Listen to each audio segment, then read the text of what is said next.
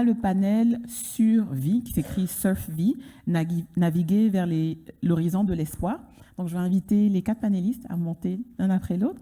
Donc, on a Nicolas Aubé-Lanctot. Lui, il est impliqué dans des projets patient partenaire et dans différents projets avec le CIUS. Et il travaille aussi comme formateur auprès d'étudiants en travail social à l'Université de Sherbrooke et fait plein d'autres choses super intéressantes. Merci Nicolas, c'est lui qui va animer. Ensuite, on a Joséanne Cauzel. Moi, ça a été le coup de cœur. Joséanne, on a jasé, trop jasé même. Et c'est quelqu'un qui est une belle communicatrice, qui est passionnée et qui fait un travail exceptionnel à l'Auberge Madeleine. Merci beaucoup d'être là, Joséanne, et qui est très excitée d'être là et de partager tout ce qu'on peut faire, toutes les possibilités. Ensuite, on a Éric Laroche. J'ai demandé à Éric pourquoi il est là. C'est vraiment de faire connaître les réalités des personnes marginalisées, donc avec beaucoup d'amour et de compréhension. Il est heureux d'être là et de défaire un peu l'ignorance sur ces éléments-là, et puis aussi la cohabitation qui devient quelque chose d'important. Donc merci Éric. Ensuite, on a Guillaume, encore un grand ami que tout le monde connaît, Guillaume Tremblay de Métadame.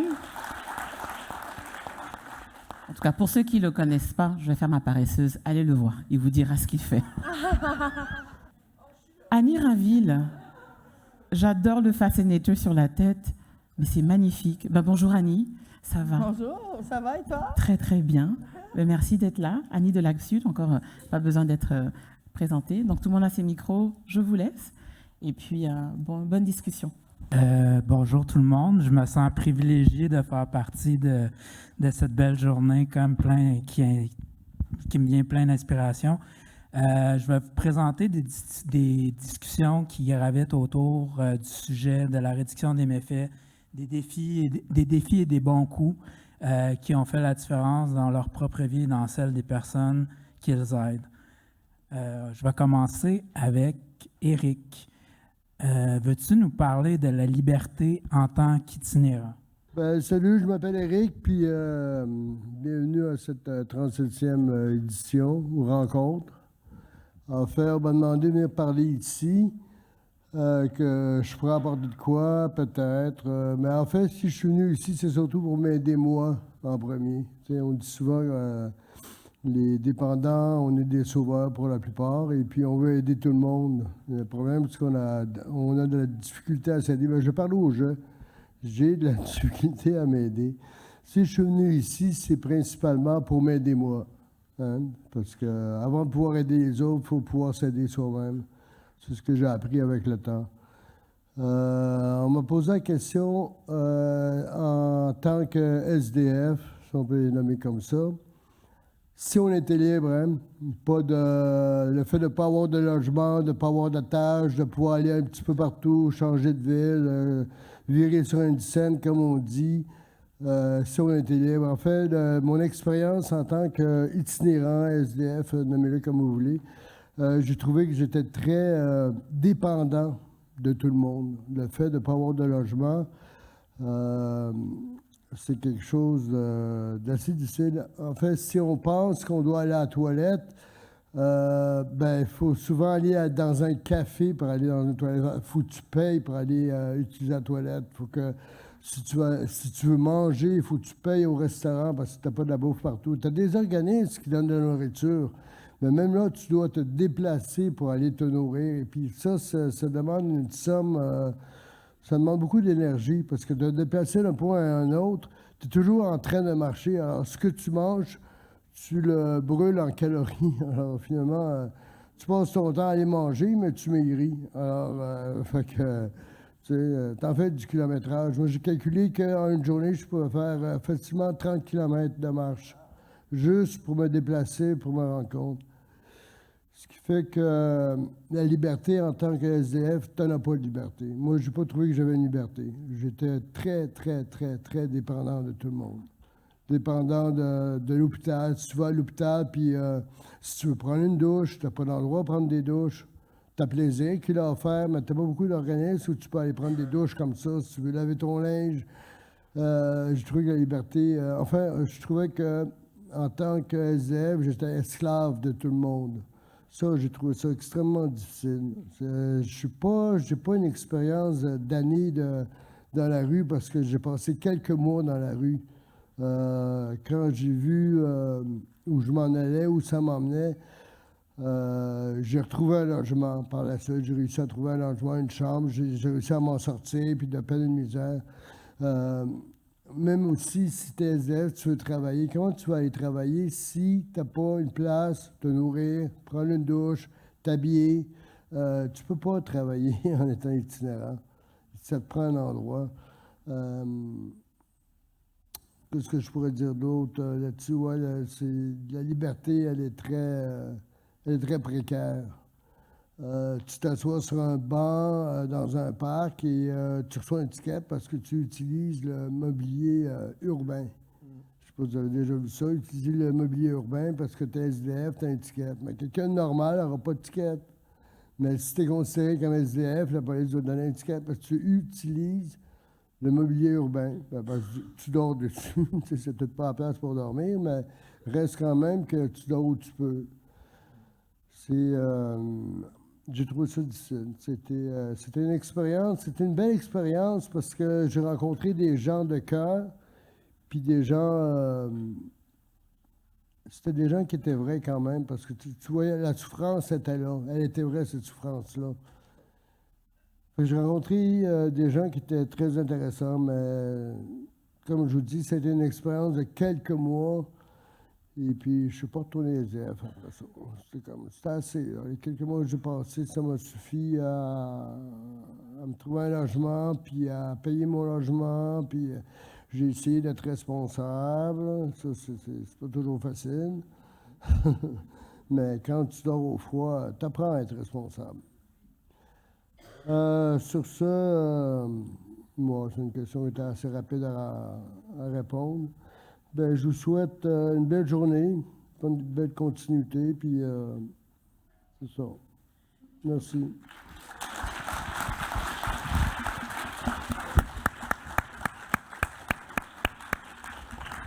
On va passer à Guillaume. Veux-tu me parler de ta vision d'usager avec les divers chapeaux que tu portes, ainsi que celle que tu as en tant qu'administrateur de la thérapie L'Escale par rapport à l'accueil et de sa structure?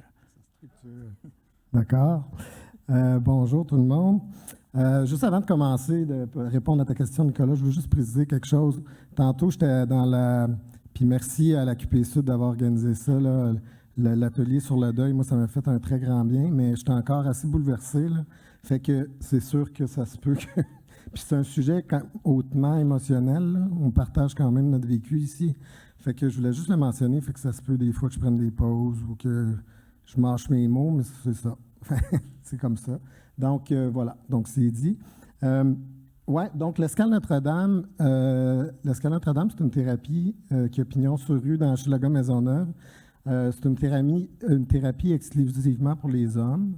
Il y a à peu près 15 lits, bon, 15-16 lits.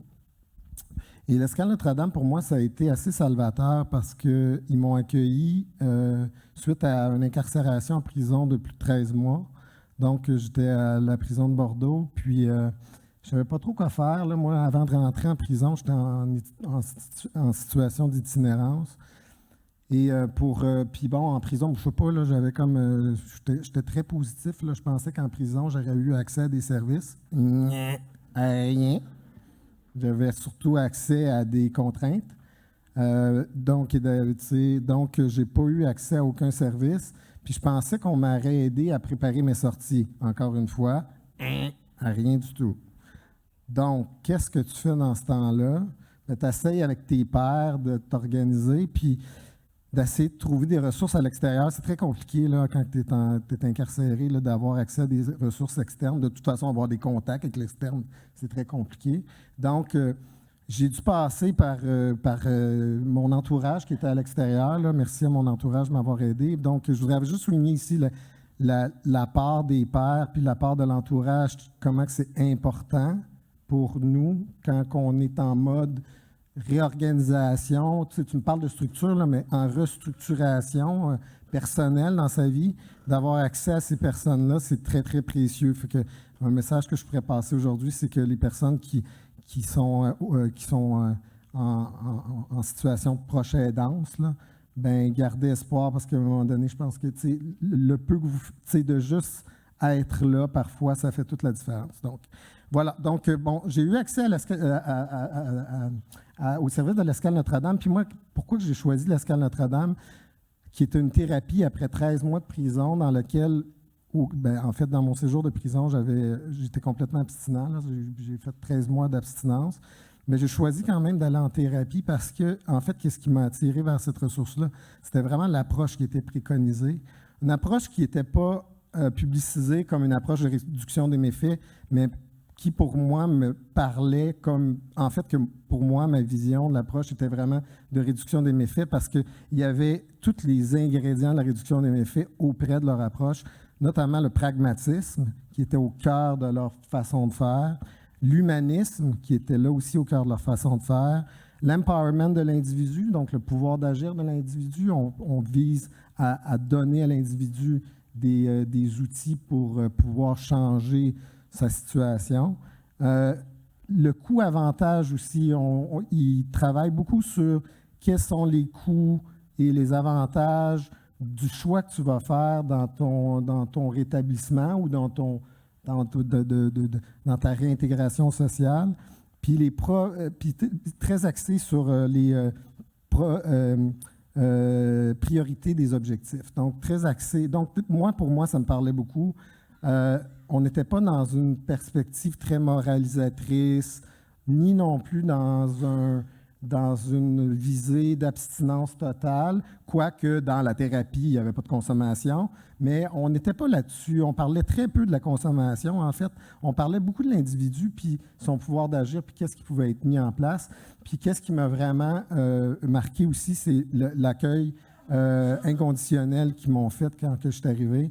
Puis la confiance dès le départ qu'ils t'accordent quand tu arrives dans cette thérapie-là. La première journée que je suis arrivé à l'Escale Notre-Dame, je suis allé me baigner à la piscine municipale. C'est quand même pas pire.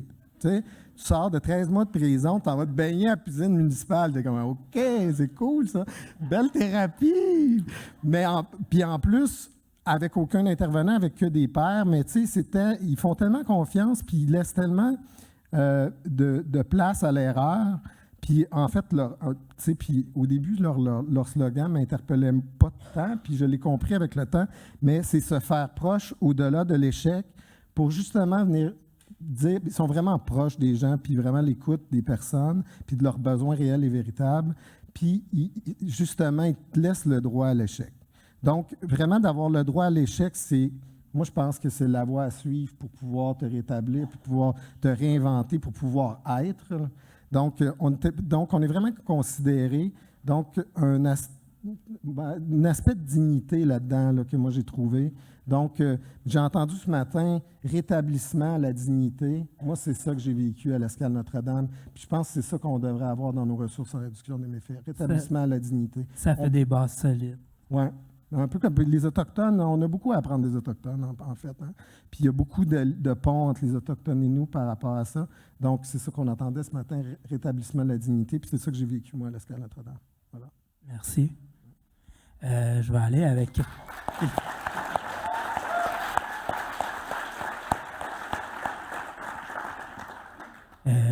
Ma prochaine question est pour Annie. Veux-tu nous parler de la dure réalité de l'itinérance pour les femmes? Oui, je veux. Si je suis là, c'est pour ça. J'ai pris des notes parce que c'est mon vécu, mais j'ai quand même des choses... Ah, c'est pas vrai, c'est mon téléphone qui sonne. Aïe, aïe, j'ai oublié de fermer encore une fois. Je suis désolée, hein, c'est pas par manque d'intérêt. Bon, l'itinérance des femmes. Moi, la première chose que je dirais de l'itinérance des femmes, c'est la plupart de ces femmes-là sont invisibles. Invisibles, pourquoi? Pour des raisons de sécurité. Moi, quand j'étais dans la rue, j'ai été 12 ans dans la rue. J'ai été dans la rue avec mon chum. J'ai été dans les services d'hébergement, j'ai été dans la rue dans un squat. J'ai été aussi dans la rue, pas dans une tente encore. Je ne l'ai pas faite, celle-là. Mais j'ai été en dessous d'un sapin aussi, là, comme ceux qui sont à l'extérieur. Et puis, vraiment, on veut se faire le plus invisible possible. La plupart des femmes dans la rue sont invisibles, vont faire en sorte de passer inaperçues, vont souvent ne pas être dans les ressources, ils vont faire du couchsurfing, comme on dit. Moi, personnellement, j'ai eu aussi des problèmes en tant que femme itinérante dans le monde des drogues illicites, parce que les femmes, j'ai remarqué que, en tout cas, je vais parler pour moi, on me prenait moins au sérieux que mon conjoint dans le monde des drogues illicites. Premièrement, on me servait pas tout le temps rapidement. Souvent, on me laissait poireauter. Des fois, on me donnait des plus petites quantités, des fois des batchs moins bonnes. Tu sais, ils ont la meilleure batch, puis ils ont la pire batch. Bien, quand une femme arrive, ils vont lui donner la pire batch, tabarnak. Puis, ben, il y a aussi des risques de surdose avec ça. Si la batch est moins bonne, c'est peut-être que la coupe est moins bonne. Si la coupe est moins bonne, c'est peut-être que tu devrais pas te l'injecter ou te l'inhaler. Donc, les femmes en situation d'itinérance ont ces problèmes-là aussi avec la consommation. Moi, j'ai fait la rencontre absolument fabuleuse d'un projet de recherche participative créé par Céline Bello et Jacinthe Rivard sur l'itinérance des femmes. Et ça fait un bon 10 ans qu'on se connaît. Ça fait 10 ans qu'on fait des colloques, qu'est-ce qu'on a fait d'autre? On a fait la recherche elle-même, hein? Donc, on a fait le colloque de la recherche avec du théâtre, avec des chants, avec des poèmes, avec aussi de l'art en direct. Et puis, depuis ce temps-là, on a fait de la sensibilisation, des marches. On a même fait une petite pièce de théâtre au Théâtre des Écuries et on est en train de faire un documentaire.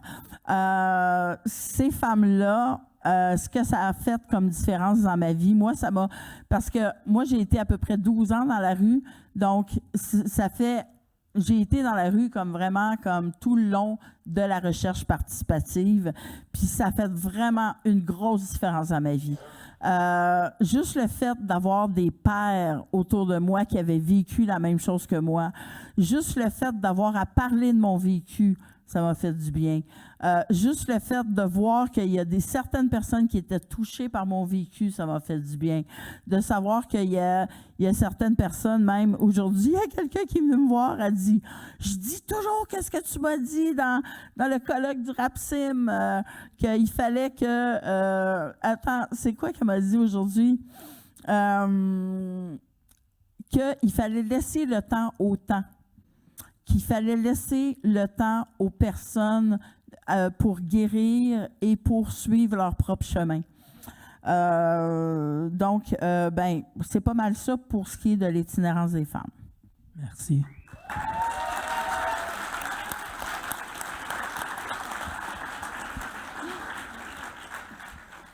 On va aller avec Joséanne, excusez-moi. Quand tu accueilles des femmes dans ton organisme, est-ce que tu vis des défis par rapport à la criminalisation, car les difficultés sont multiples et intriquées?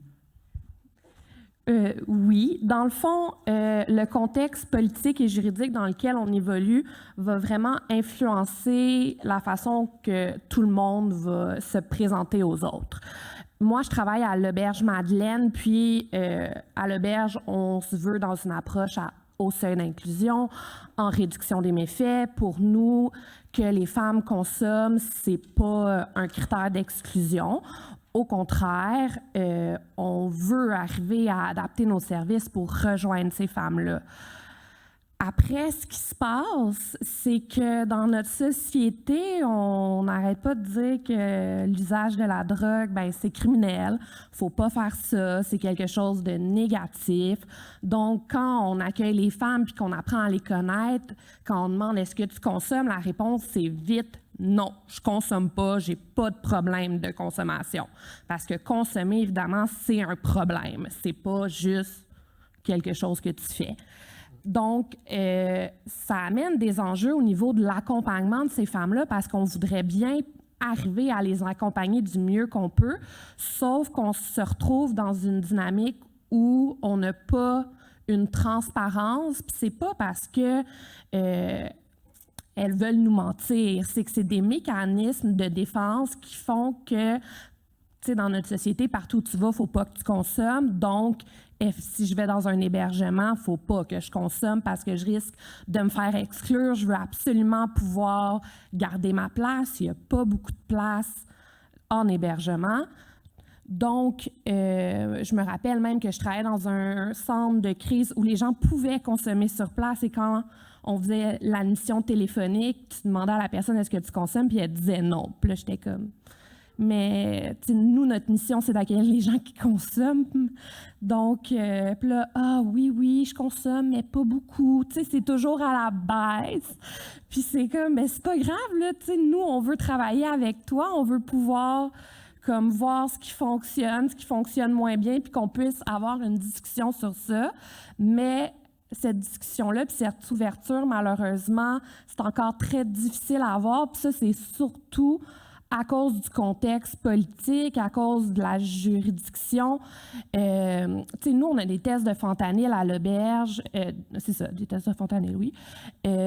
Puis, tu sais, juste si on voudrait tester la drogue avec la personne, on peut pas. Techniquement, la possession simple de drogue, c'est illégal. Et si nous n'avons pas une exemption, techniquement, tu peux pas. T'sais, après, il y a des zones grises, puis il n'y a pas un policier qui va débarquer pour t'arrêter. Sauf que légalement, c'est un enjeu, c'est ça. Il faut être à l'aise de travailler dans la zone grise. Après, le fait que ça soit criminalisé, ça fait en sorte que, justement, j'ai parlé d'exemption, ce processus-là qui fait qu'on pourrait librement, ça nous exempte de la loi de possession simple, donc ce n'est pas un enjeu quand on a cette exemption-là. C'est des démarches extrêmement longues et bureaucratiques avec un protocole et ça va dépendre aussi du gouvernement qui est en place. Au Québec, en ce moment, on a Legault, puis c'est pas très facile de travailler avec Legault. En plus, il y a ça, mais il y a aussi le financement parce qu'on veut offrir des services, mais on veut bien offrir ces services-là. Fait que pour bien les offrir, il faut être financé. Sauf que le gouvernement va dire « Pourquoi est-ce que je financerais quelque chose que je criminalise? » Le problème, c'est pas l'offre de service qu'on veut faire, c'est tes lois qu'il faut que tu changes. Après, chez les femmes, il y a un autre enjeu qui est le fait que souvent, en plus d'être femmes, elles sont mères. Et là, il y a l'amalgame du fait que si tu consommes, quand tu es mère, ben, tu es automatiquement une mauvaise mère et tu n'es pas capable de répondre aux besoins de ton enfant. Ce qui fait en sorte que les femmes qui ont des enjeux de consommation et qui sont mères ne vont pas nécessairement aller chercher de l'aide ou des services parce qu'elles risquent d'être dénoncées à la DPJ, elles risquent de perdre le droit de garde. Donc, on ne va pas chercher de l'aide parce on risque d'être criminalisé. Alors qu'on éviterait beaucoup de situations tristes si on revoyait nos lois. Voilà. Merci.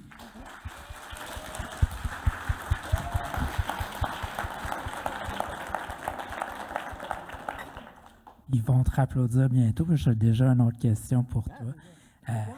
Ouais. Peux-tu me parler des enjeux de consommation des femmes en particulier et que tu observes en tant qu'intervenante en réduction des méfaits. Oui, je peux continuer. Dans le fond, chez les femmes, malheureusement, le fait d'être femme fait en sorte qu'on va vivre beaucoup plus de violence due à notre genre. Et les études ont démontré que chez les femmes qui consomment, celles-ci vont vivre 24 fois plus de violence que les femmes qui ne consomment pas. Après, le réseau juridique VIH a sorti dans les derniers mois un rapport qui fait état pan-canadien des ressources en hébergement pour femmes en rapport avec l'approche de réduction des méfaits. Et ce qu'on dénote, puis là je vais parler juste du Québec parce qu'on est au Québec, c'est qu'il n'y a pas vraiment de services adaptés pour les femmes en réduction des méfaits. Ce qui fait que les femmes qui vivent le plus de violence et qui consomment n'ont pas accès aux services. Dans les maisons en violence conjugale, un des critères d'exclusion, c'est la consommation. Ce qui est un enjeu parce que c'est les femmes qui vont vivre, qui consomment, qui vivent le plus de violence. Après, le rapport du réseau VIH disait aussi que les femmes qui consomment vont vivre 3 fois plus de refus dans un hébergement que les femmes qui ne consomment pas. Donc, on voit vraiment qu'il y a un manque dans cette offre de services-là. Au Québec, on n'a pas de... Puis encore là, au Canada, il y en a, je pense, juste un organisme de services de consommation supervisés juste pour les femmes. C'est que mix.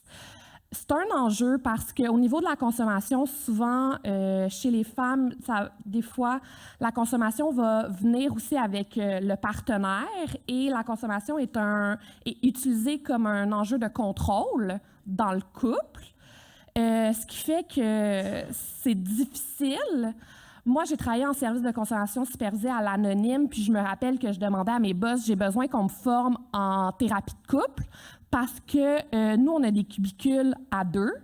C'est juste 2 cubicules et souvent, c'est les couples qui venaient consommer. Et là, la dynamique, puis là, je me disais, moi, j'ai besoin qu'on me forme là, parce que c'est violent.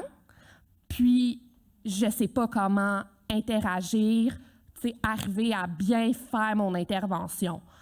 Fait que, tu sais, puis il y a des fois où on a eu la chance de dire « Hey, vous venez plus consommer ensemble, on va vous prendre à part. » Comme ça, tu peux vraiment te concentrer sur la personne que tu as devant toi puis d'intervenir auprès de celle-ci. Donc, chez les femmes, sincèrement, tu sais, quand elles vont consommer, elles n'ont pas nécessairement envie de croiser leur dealer. Les gens pour qui peut-être elles font le travail du sexe, elles n'ont pas envie non plus de vivre des fois du catcalling ou tu sais de se faire dire « Hey, qu'est-ce que tu fais ici? Veux-tu qu'on sorte après? » Ou tu sais, tu as envie de juste triper. Mais des fois, c'est pas la meilleure situation. Donc, c'est vraiment un enjeu qui manque. Aussi, tu sais, ça a été démontré qu'au niveau de l'injection chez les femmes, souvent, c'est fait avec le partenaire et c'est le partenaire qui injecte, ce qui augmente les risques de VIH, d'abcès, d'hépatite. Tu sais, donc, on n'est pas dans une... Tu sais, on pouvait avoir des services pour les femmes. On serait plus dans une approche d'empowerment puis d'arriver vraiment à aller je veux pas dire responsabiliser parce que je trouve que c'est un peu négatif, mais on peut travailler avec elles puis leur redonner du pouvoir sur leur consommation parce que c'est pas nécessairement d'arrêter, c'est ce que tu as envie de faire de ta vie. Puis si c'est de consommer, ben on va t'aider à le faire comme il faut. C'est ça. Ben, merci. De rien.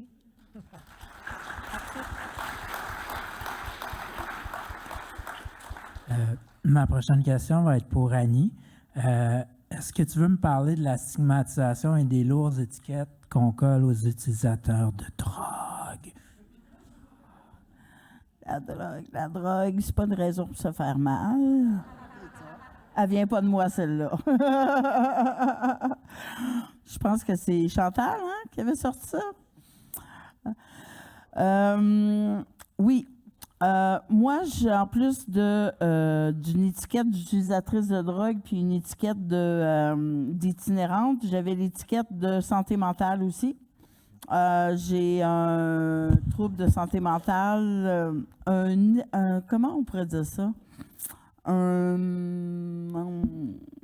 En tout cas, j'ai un problème de santé mentale. J'aime pas dire ça problème, mais ma santé mentale est défaillante quelquefois.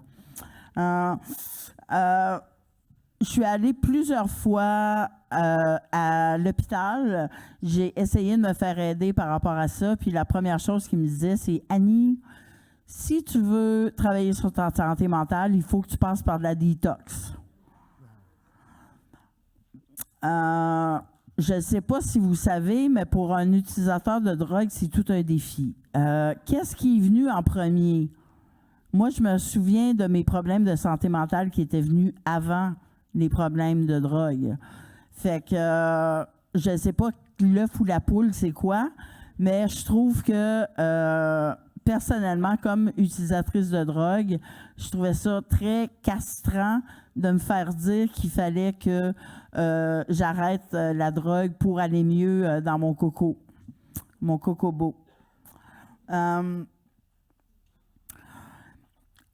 Moi, c'est la seule chose qui existait, moi j'ai 52 ans, fait que ça fait un bout que je suis dans ce domaine-là. La première chose qu'on m'avait montré comme voie à mieux me sentir, c'était l'abstinence. L'abstinence qui vient avec, pour moi, mon utilisation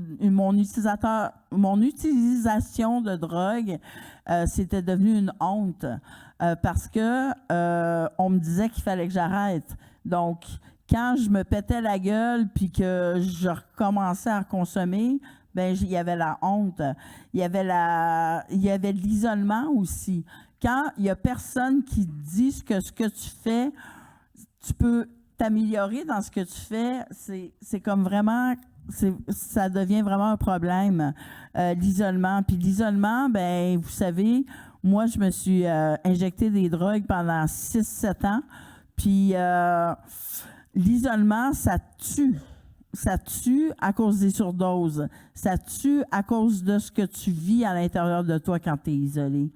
La culpabilité aussi, la bonne vieille culpabilité judéo-chrétienne, là.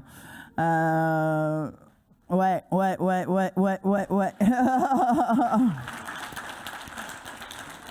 On peut-tu se défaire de ça? Peux-tu me défaire de ça? J'ai été dans certains groupes et on me disait que je ne pouvais pas prendre la parole parce que j'avais consommé dans la même journée. Un groupe qui était censé m'aider à arrêter de consommer. Aussi, j'ai trouvé que dans cette approche d'abstinence, on m'obligeait à faire des choses que je n'avais pas envie de faire. Et puis, on décidait à ma place ce dont j'avais besoin. Et ça, c'est vraiment... Moi, ça me tue. J'ai 52 ans. Je sais quels sont mes besoins, je sais quelles sont mes forces, je sais quelles sont mes faiblesses, je sais quelles sont les choses qui marchent bien pour moi. Si tu me rencontres dans la rue et tu veux me donner un conseil, écoute-moi d'abord. Ouais.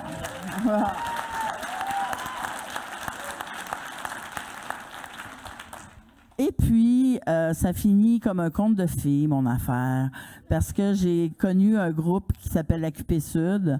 Et l'AQP Sud, ils font des groupes de discussion, je ne sais pas si vous le saviez, sur le deuil et sur la réduction des méfaits, en ligne et en présentiel. Si vous voulez en savoir plus, appelez l'AQP Sud. L'AQP Sud, c'est, pour ceux qui ne le connaissent pas, c'est l'association pour la... Aïe, aïe. Comment ça se fait? Je ne m'en rappelle pas quand c'est le temps de m'en rappeler. Ça fait 2 ans que je travaille là. L'Association pour la santé, pour la promotion de la santé des personnes utilisatrices de drogue. Excusez-moi.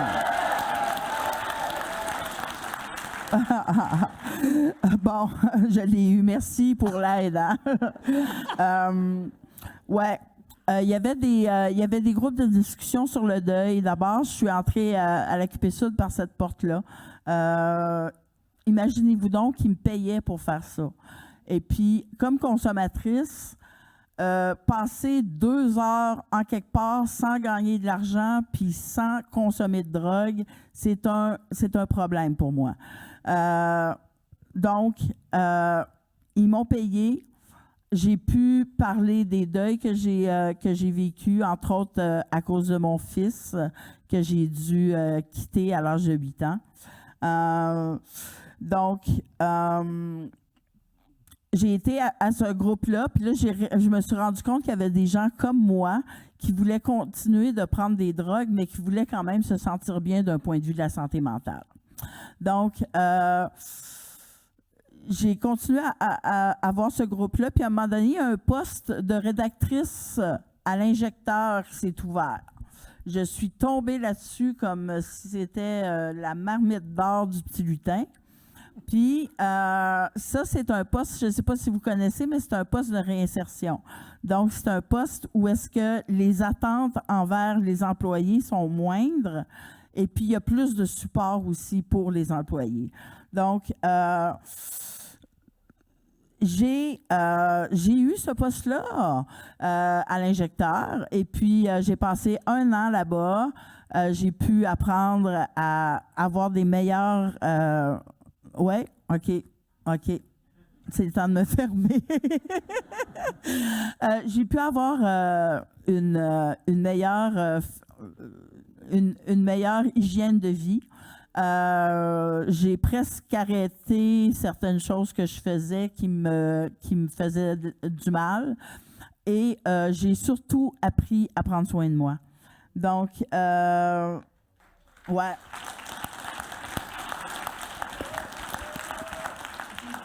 J'ai été 12 ans dans la rue. Je ne suis plus dans la rue. Ça fait 2 mois et demi. J'ai une porte qui barre avec une toilette personnelle. Puis je voulais juste vous remercier pour écouter. Merci. Je vais aller avec... Ça, c'est gênant. Je vais aller avec... C'est vrai. Désolé, Nicolas. Je vais aller avec Guillaume. Comment cette thérapie outille les personnes et les prépare à leur sortie dans la jungle? Dans la jungle.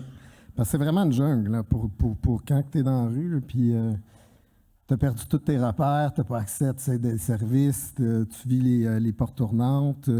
Puis chapeau à toutes les femmes qui sont dans la rue, là, pour avoir été dans la rue. Moi, tu sais, j'étais témoin là, de qu'est-ce que vous viviez, puis c'est pas drôle. Là. Votre sapin, il est rare.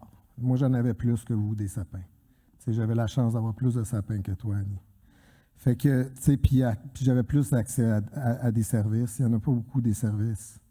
Puis c'est vrai, puis même dans le milieu des... Tu sais, une thérapie comme l'Escale Notre-Dame, qui est une thérapie pour hommes, exclusivement pour hommes, on en parlait. On parlait de ça par solidarité. Donc, on se disait, bien, il n'y a pas de thérapie pour les femmes. Comment qu'ils font? C'est où qu'ils vont? Tu sais, puis pour nous, c'était nébuleux. Là. On se disait, qu'est-ce qu'ils font? Vraiment, comment vous en sortez? Tu sais? Fait que je comprends qu'est-ce que tu amenais aussi. Fait que, en tout cas, je ne l'ai pas vécu, mais en tout cas, chapeau. Puis, tu sais, on se fait imposer quelque part on est devant des faits accomplis. En fait, on est devant... Il y a tellement de barrières qu'à un moment donné, on se dit, OK, là, il n'y a plus d'espoir, on ne sait plus trop où se diriger. Puis c'est justement là, tout à l'heure, c'est quoi? C'est toi, Nicolas, qui m'a dit ça? On fait dans aucune case, quoi. On fait dans aucune case, mais tu as dit une citation de Leonard Cohen tantôt. Ah ouais, there is a light on everything, that's how the light gets in. Ouais, puis tu sais, la petite craque, là.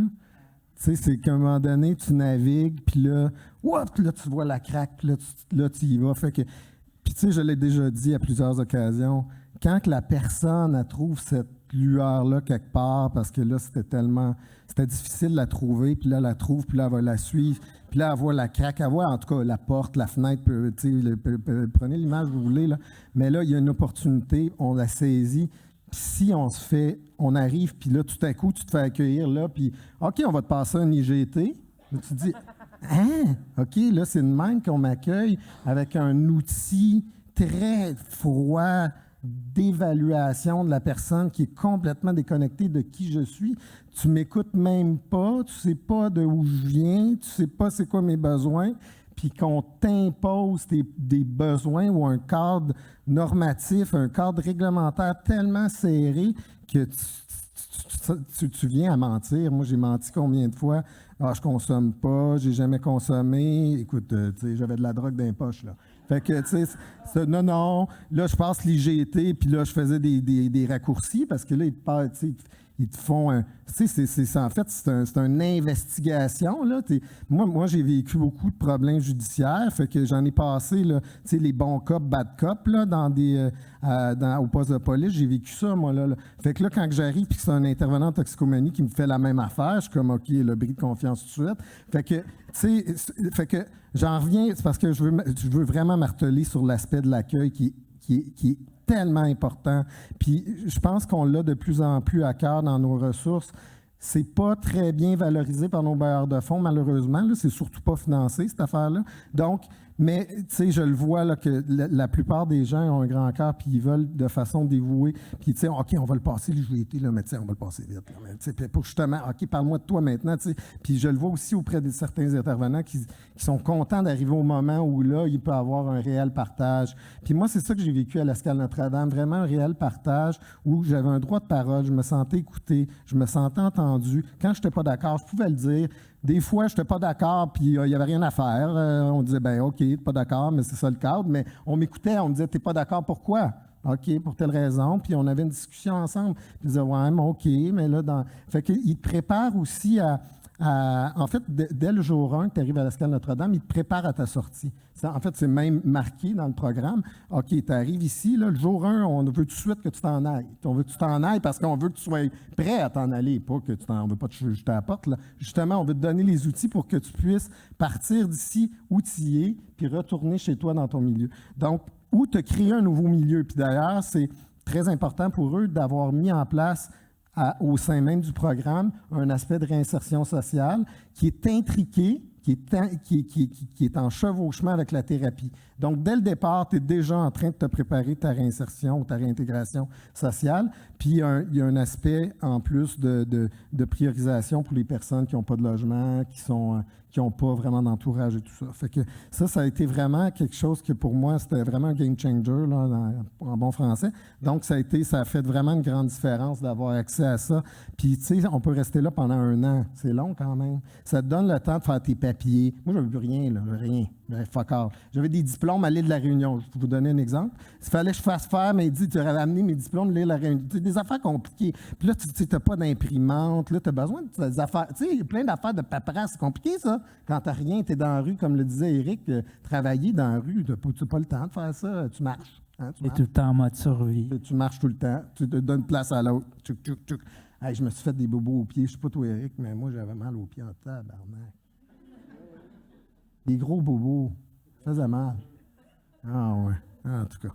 Mais ça fait que, tu sais, d'avoir accès à ça d'un accueil incommensurable, là, moi, tu sais, je l'ai choisi mon mot incommensurable, parce que c'est vraiment ça qu'il faudrait avoir. Tu sais, comme on dit, un amour inconditionnel, là, on devrait avoir un accueil inconditionnel, vraiment. Fait que, malgré tous les aspects bureaucratiques, puis toutes les... Puis il va en rester là, de ça, là, des obstacles bureaucratiques à donner un service du genre, mais c'est déjà qu'on soit habité de ça, de se dire, mettons en place un accueil inconditionnel pour que les gens se sentent bien dans nos milieux de vie. Je pense que c'est vraiment une des choses qu'on devrait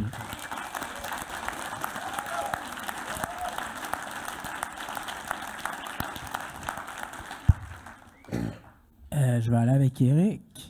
Les thérapies que tu as faites t'ont-elles aidé, outillé ou nuit à ton rétablissement?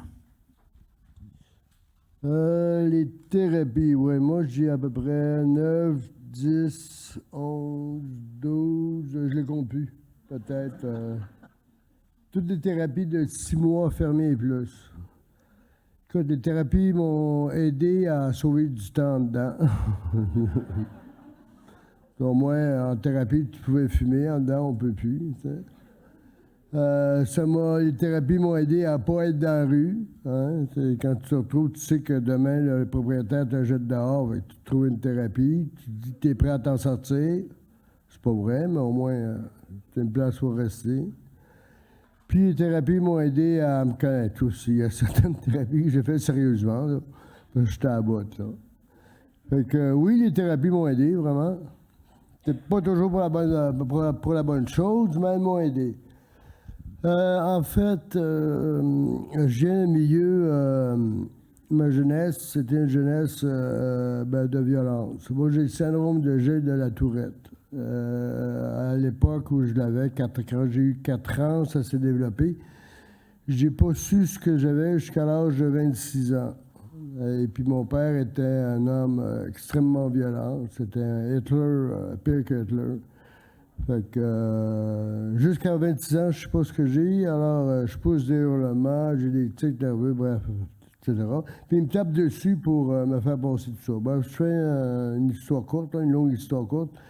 Fait que j'ai un milieu de violence chez nous à l'école. Puis, à la maison, c'est la violence à la maison. Puis à l'école, comme j'ai le syndrome de Tourette, c'est la violence aussi. Parce que quand tu es jeune, tu es mis de côté. Vous savez comment sont les jeunes, hein? Ils ont de la difficulté à comprendre. C'est violent quand tu es jeune. Bref, je connais la violence à la maison puis à l'école. Fait que c'est correct parce que je sors de chez nous puis c'est la même chose. Fait qu'un dans l'autre, ça balançait. Je me dis, je suis dans un monde normal. Fait que ça a bien été. Je n'ai pas été trop traumatisé pour ça.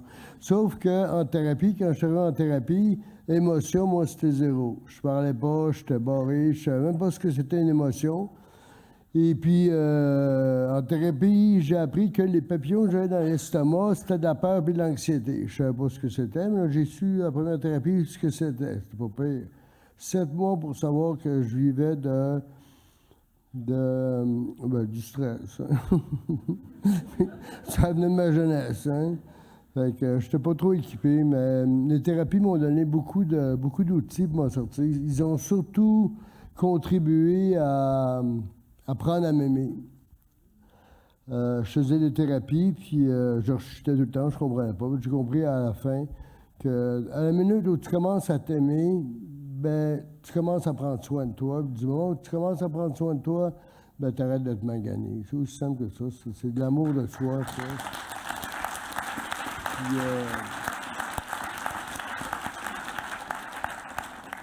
Puis le fait de, comme je disais tantôt, le fait que je sois indépendant, moi, j'étais un sauveur. Je voulais aider tout le monde. J'étais incapable de m'aider moi-même.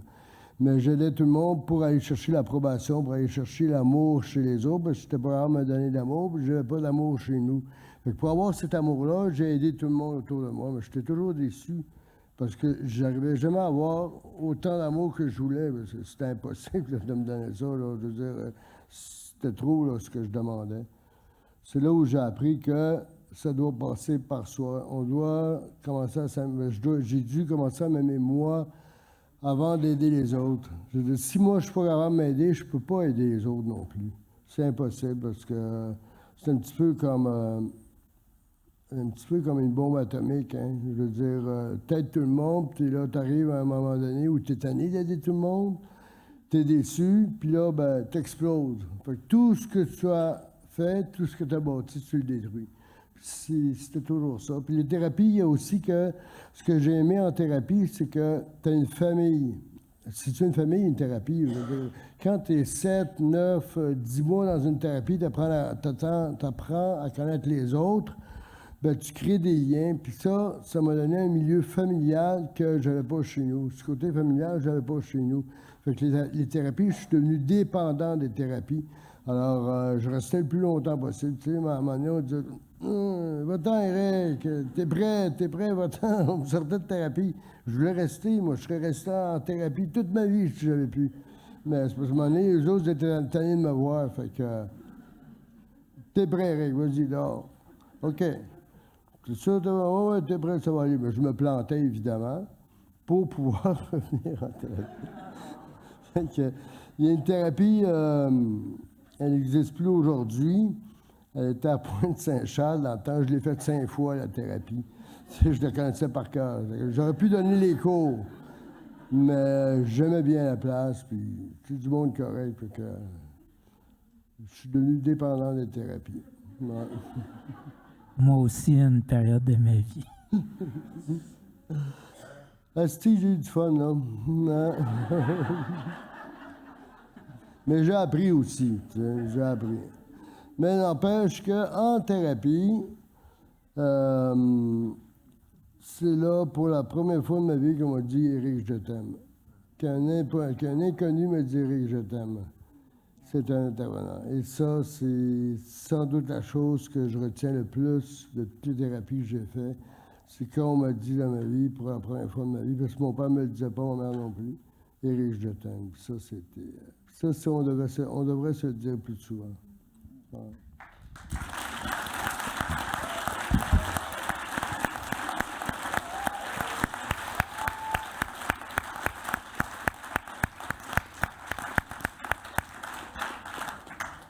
J'ai une question pour vous quatre. Dans un monde idéal, quelle stratégie de réduction des méfaits pourrait être mise en place pour réduire la stigmatisation des populations marginalisées et dépendantes?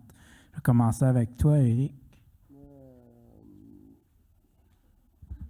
Dans un monde parfait, je dirais au BS de passer ça à 30 000 $ par année. Ouais. Je dirais aussi que les élus devraient baisser leur salaire.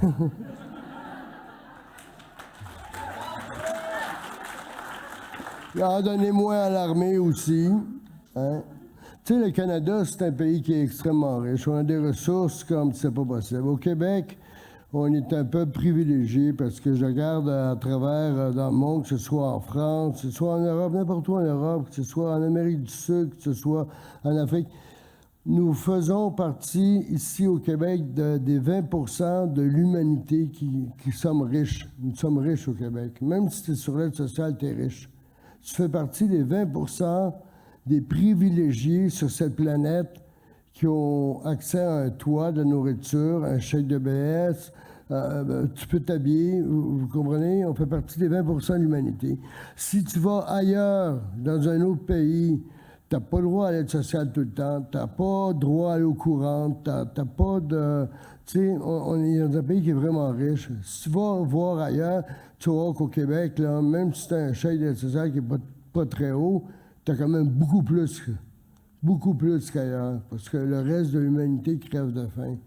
Puis je suis privilégié d'être au Québec, vraiment, là, d'être québécois, puis de pouvoir profiter de ça. Je ne dis pas que j'ai profité de l'aide sociale toute ma vie. J'ai travaillé en marche, je suis maître vitrier, monteur mécanique dans la structure d'acier, d'aluminium. J'ai un métier sérieux, là, j'ai fait un bon salaire, mais reste quand même que si je regarde à travers le monde, le Canada, c'est un pays riche. Il est capable de donner. Il serait capable de donner beaucoup plus que ça. Puis l'argent, c'est le nerf de la guerre. S'il y a des vols, si on vole au métro, au IGA, tu voles n'importe où, c'est parce qu'il y a un manque d'argent quelque part. Ça, les gens ne vont pas voler pour le fun de voler. Ils vont voler parce qu'ils n'ont plus rien. Ils vont voler parce qu'ils sont dans la rue, parce qu'ils n'ont pas à manger, parce que, tu sais, si tu as un problème, là, sors le portefeuille, ton problème est réglé.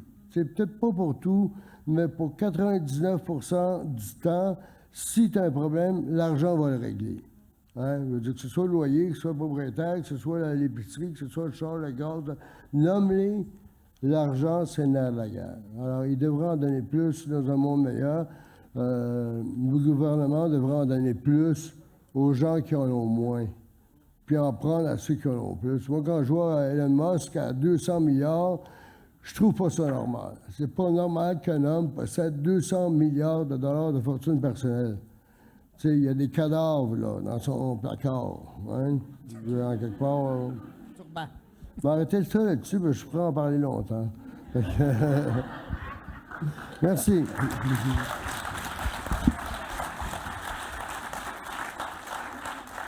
Pour avoir des meilleurs programmes sociaux, on pourrait commencer par couper dans plein d'affaires inutiles comme les subventions pétrolières. Ça, c'est mon éditorial.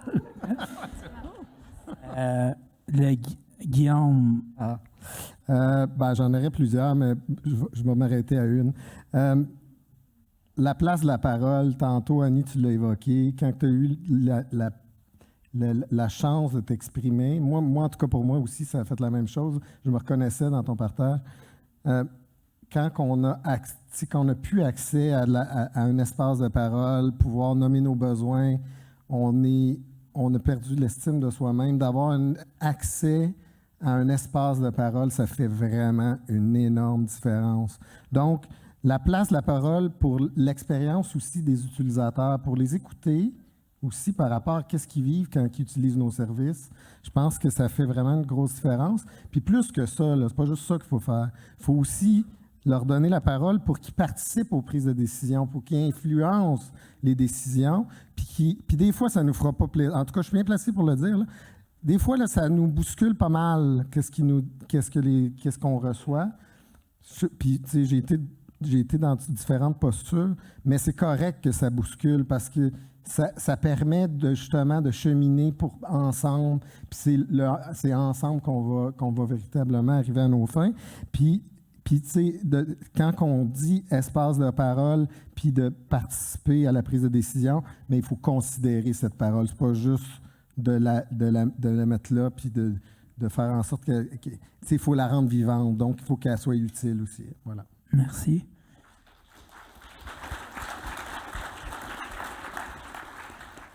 Annie, qu'est-ce que tu ferais dans ce monde-là utopique? Ben, j'allais dire la même chose que toi, Éric. Éric, Martin? Guillaume. Guillaume, je m'excuse. Correct. Je suis pas bonne d'un nom, je m'excuse. Très pardonné. Jamais à notre sujet sans nous. S'il y a de la législation, s'il y a des formations, s'il y a des choses qui sont pour les utilisateurs de drogue, bien, demandez-leur donc de quoi il en ressort, de quoi il en retourne. C'est eux les experts là, dans le véhicule. OK. À part de ça, moi, je légaliserais la drogue.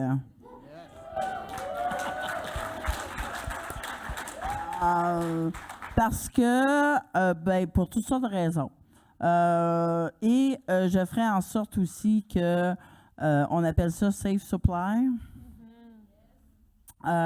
que on puisse se faire carrément,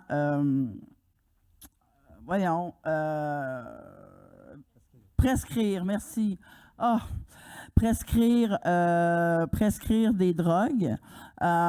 Écoutez, les drogues, ça existe depuis toujours. Et ça existera toujours. Il y aura toujours des utilisateurs de drogue. Je suis désolée de vous apprendre ça aujourd'hui. Mais si on veut qu'ils soient en santé, au moins qu'ils sachent qu'est-ce qu'ils s'injectent, qu'est-ce qu'ils fument, qu'est-ce qu'ils boivent, qu'est-ce qu'ils se foutent dans le cul.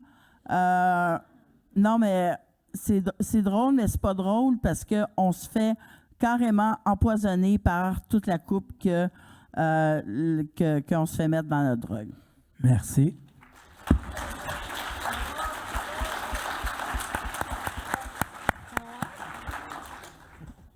Et toi?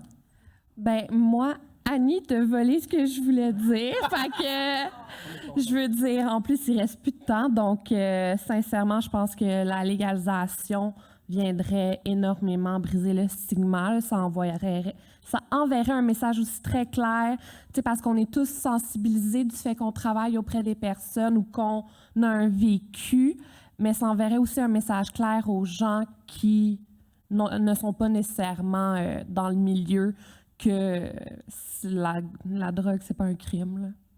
Voilà. Merci.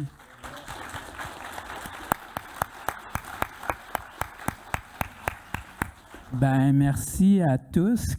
Moi, je vais fêter mon 15e anniversaire de sobriété, puis c'est en voyant des merci.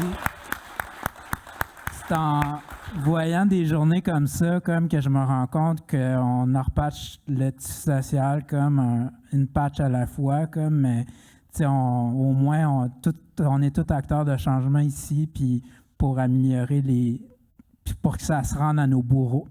Moi, comme poète, j'appelle ça des bourreaucrates. Là. Fait que Fait que, merci à tous.